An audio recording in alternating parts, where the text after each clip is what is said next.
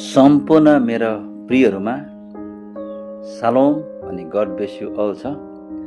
सबैलाई माया अनि सम्झना छ। यो समय हामी एउटा खण्डलाई आज पढ्नेछौँ, जुन खण्ड चाहिँ परमेश्वरको प्रेम, ईश्वरीय प्रेम, परमेश्वरको प्रेम, ईश्वरीय प्रेम अनि मानिसहरूको प्रेममा भिन्नता। यसरी मैले पढेँ, अब विश्वास, आशा र प्रेम यी तीन रहन्छन्। अब विश्वास, आशा र प्रेम यी तीन रहन्छन्, तर यिनमा सर्वोत्तम चाहिँ प्रेम नै हो। तर यिनमा सर्वोत्तम चाहिँ के रे प्रियहरू? प्रेम नै हो भनेर लेखिएको छ। प्रियहरू, परमेश्वरले नि सबैभन्दा पहिलो आज्ञा र पहिलो स्थान नि प्रेमलाई दिएको छ। परमेश्वरले सबैभन्दा पहिलो आज्ञा प्रेमलाई अनि पहिलो स्थान पनि प्रेमलाई दिएको छ। किनभने प्रेम, ईश्वरीय प्रेम भएको परिवार, ईश्वरीय गुण भएको मानिसहरू एकदमै थोरै मात्रामा अहिले हामी देख्न पाउँछौँ। यो वर्तमान हुन्छ नि, यो वर्तमान समयमा नि हामीले ईश्वरीय प्रेम भएको मानिस, ईश्वरीय गुण भएको मानिसहरू थोरै मात्र हामी देख्न पाउँछौँ। किन भनेदेखिलाई संसारको प्रेममा, सांसारिक प्रेममा स्वार्थ हुन्छ। के हुन्छ अरे? स्वार्थ हुन्छ। राम्रो कुरो तपाईँले बुझ्नुहोस् ल। तपाईँले एकदमै राम्रोसँगले यो शब्दलाई तपाईँले बुझ्नु होला, तपाईँले गहिरो रूपले तपाईँले लिनु होला। किनभने सांसारिक प्रेममा स्वार्थ हुन्छ अनि ईश्वरीय प्रेममा चाहिँ स्वार्थ हुँदैन भन्ने कुरो। तर के अरे? अब विश्वास, आशा र प्रेम यी तीन रहन्छन्, तर यिनमा सर्वोत्तम चाहिँ प्रेम नै हो। प्रियहरू, परमेश्वरको प्रेममा चाहिँ नि, ईश्वरीय प्रेममा, ईश्वरीय प्रेम भएको परिवार र मानिस कसरी चिनिन्छ, कस्तो हुन्छ अनि कसरी देखा पर्छ भन्ने कुराहरू, अनि सांसारिक प्रेम भएको मानिसमा स्वार्थ हुन्छ भन्ने कुराहरू। प्रियहरू, मेरो प्रियहरू, म तपाईँलाई इक्जाम्पल दिन चाहन्छु। सपोज तपाईँको श्रीमान या श्रीमती, म तपाईँलाई इक्जाम्पल दिन माग्छु। तपाईँको श्रीमान या श्रीमतीको नि एकपट्टिको गाला नि डढेको भएको भए, के भएको भए अरे? डढेको भएको भए, तपाईँको श्रीमानको एकपट्टि खुट्टा लङ्गडा भएको भए, होइन? तपाईँको श्रीमान पुड्को न पुड्को भएको भए, होइन र? तपाईँको श्रीमती एकपट्टिको गाला चाहिँ राम्रो, एकपट्टिको गाला चाहिँ डढेको भएको भए, सायद तपाईँ र मैले बिहा नगर्ने, तपाईँ अनि मैले पनि बिहा नगर्ने।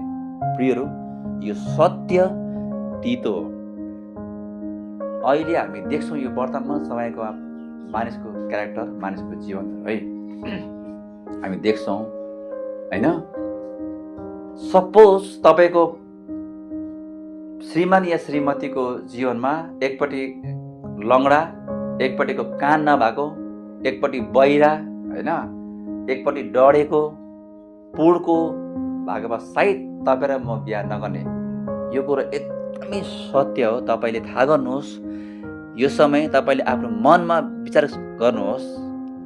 यो समय तपाईँले आफ्नो विचार गर्नुहोस् कि साँच्चै नै यस्तो भएको भए सायद तपाईँ र मैले बिहा नगर्ने। यसको मतलब प्रियहरू, हामी पनि के रहेछ? स्वार्थ रहेछ। हाम्रो जीवन पनि प्रियहरू क्या, हामी दाबी गरेर भन्न सक्दैन, हामी एकदमै हुन्छ नि कमान्ड गर्न सक्दैनौँ, किनभने हामीभित्र पनि कमजोरी रहेछ। सांसारिक प्रेममा स्वार्थ हुन्छ। यसको मतलब प्रियहरू, हामी स्वार्थ रहेछौँ।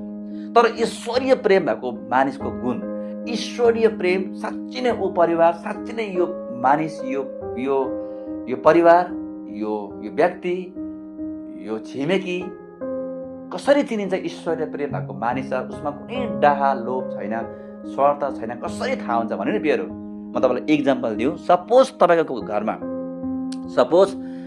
घरमा नि बेलुका खोले पाएको होला। के अरे? खोले, गुन्द्रुकको झोल होला।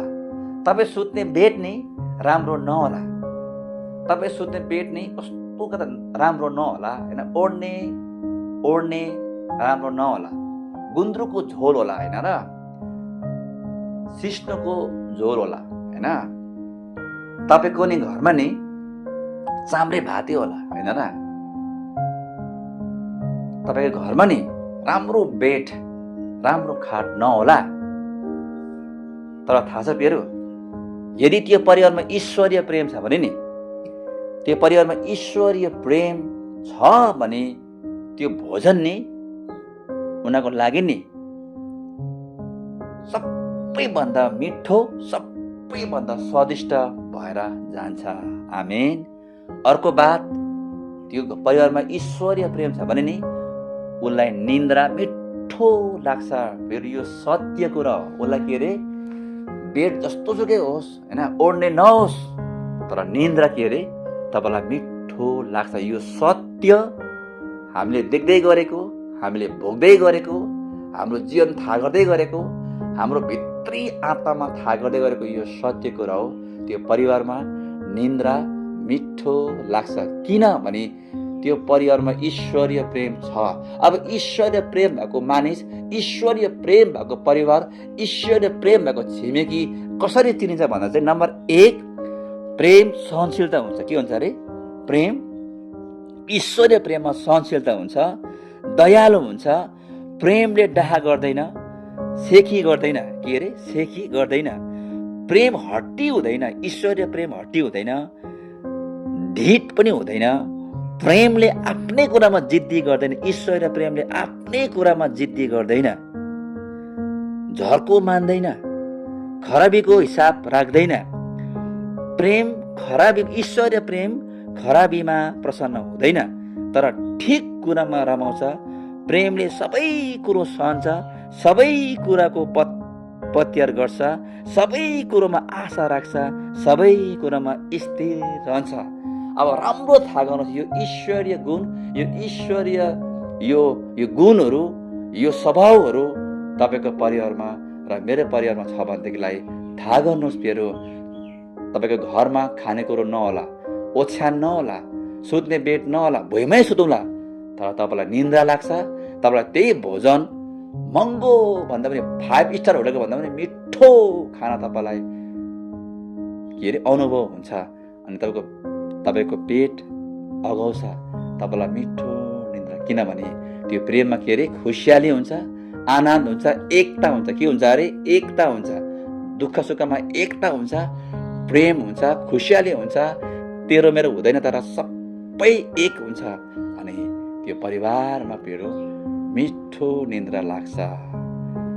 प्रियहरू, थाहा गर्नुहोस् अब यहाँबाट कि तपाईँको र मेरोमा के ईश्वर प्रेम हाम्रोमा छ, यहाँबाट थाहा पाउँछ।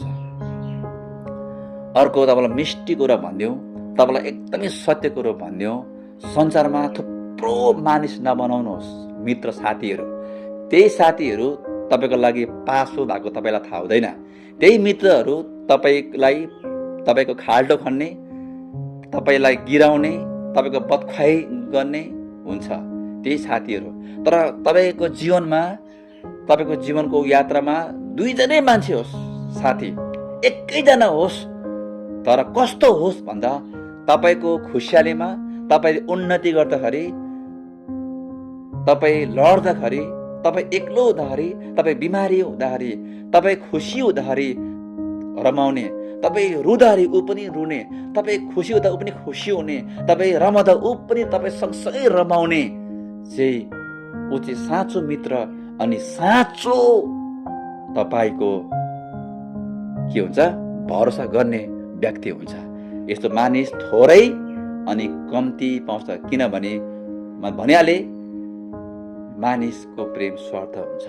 तर त्यो भित्र पनि तपाईँले खोज्नुभयो भने तपाईँले थाहा गर्नुहुन्छ, तपाईँको दुःखमा, तपाईँको सुखमा, तपाईँ बिमारी हुँदा, तपाईँ लड्दा, तपाईँलाई बदनाम आउँदा, तपाईँलाई मान्छेले ब्लेम गर्दा, तपाईँलाई मान्छेले नाना भाती भन्दाखेरि तपाईँलाई साथ दिने, तपाईँलाई हिम्मत दिने, तपाईँलाई उत्साह दिने, तपाईँलाई वास्ता गर्ने र तपाईँको खुसियालीमा, तपाईँको आँसुमा तपाईँलाई साथ दिने, तपाईँ उन्नति हुँदाखेरि, तपाईँको घरमा उन्नति हुँदा रमाउने, तपाईँसँगै खुसियाली हुने चाहिँ साँचो मित्र हो।